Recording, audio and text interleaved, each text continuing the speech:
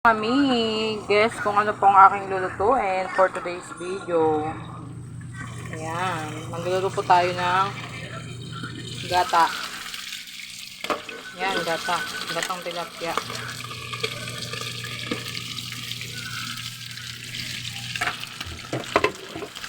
So, ganyan po yung una kong ginagawa mga mi. Pinito ko muna yung tilapia. Ibang ko ay pang hiwa ko ng hilaw. Yan mga mi,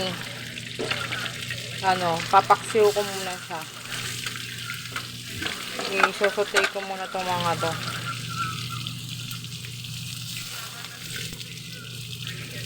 Kasi sabi ng lola ko, pag magagata daw ng mga isda-isda, kailangan daw munang ipaksiw. Sabi ni Lola.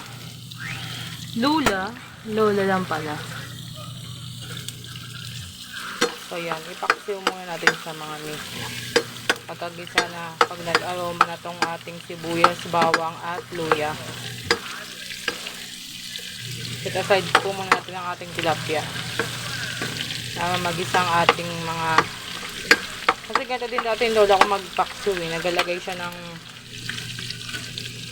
nagalagay siya ng mantika sa paksiw niya. Para daw kumpasarap daw.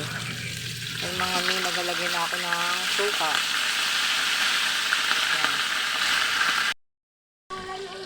Yan mga mi, may suka na po yan. Bigyan ko na po siya ng suka. Haluin lang natin siya dyan.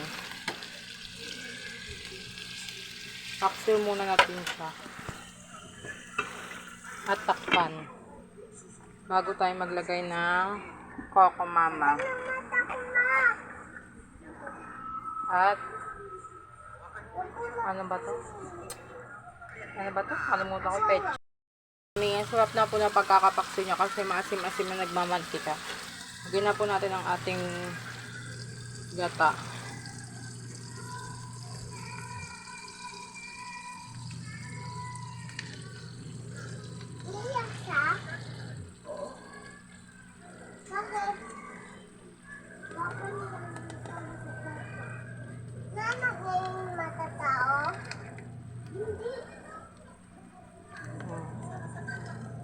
Bigay natin mga mi kasi sayang.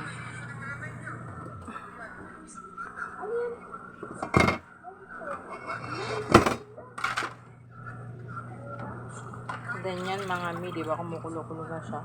Lagay na rin po natin yan para maluto. Yan. Naluto na yan. Kaya gutom na talaga ako mga mi. Nagalaba pa ako, kaya kailangan ko nang kumain. Yan. For the go. May mga mima, luto na po.